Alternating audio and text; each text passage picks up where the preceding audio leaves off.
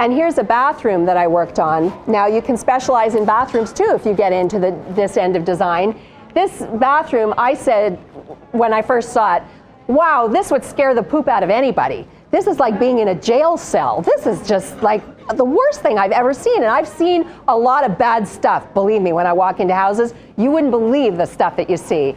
But anyway, so this bathroom was 30 inches from this wall to this wall. It was 7 feet from the floor to the ceiling, and it was 7 feet from the back wall to the entrance. And I thought, what the heck am I going to do with this? Well, what I discovered was there was a closet right next to this wall that was actually under the stairs that was going up to the second floor. So I thought, well, what if I could just kind of poke a hole in that wall under the stairs and find a way to kind of recess the vanity in there so I could get it off the wall, because this is, I mean, this is really like prison. Who wants to have their guests go and pee in a room like that? You know, they're going to hold it until they go home. They don't want to go in there. So anyway, we investigated, and sure enough, I was able to do that. And so this is what happened.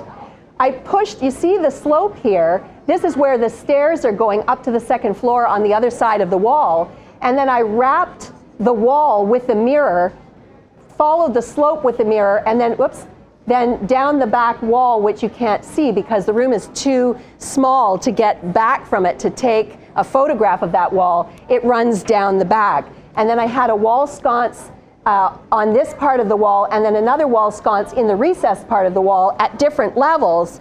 And we used a fine art gilded frame to frame the mirror. And it was really tricky to find a mill worker who could do those miter joints so that they were clean, following those angles all the way around.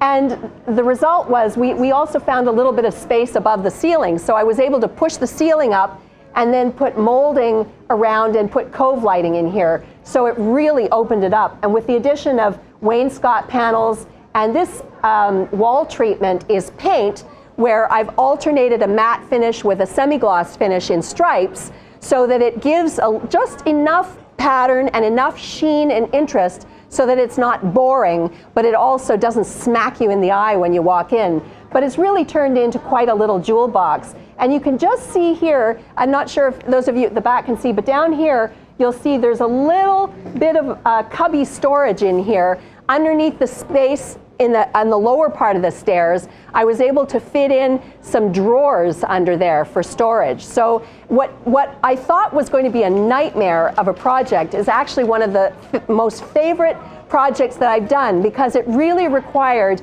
a lot of ingenuity and some real creativity. And that's what gets us all going. That's what we all do this for. Those projects where you can do something really creative and you just go, yeah, nobody else would have thought of that. That is just the best feeling in the world. And of course, when the client walks in at the end, they go, wow, it's like being on a Broadway stage and having a standing ovation. It's the best feeling in the world.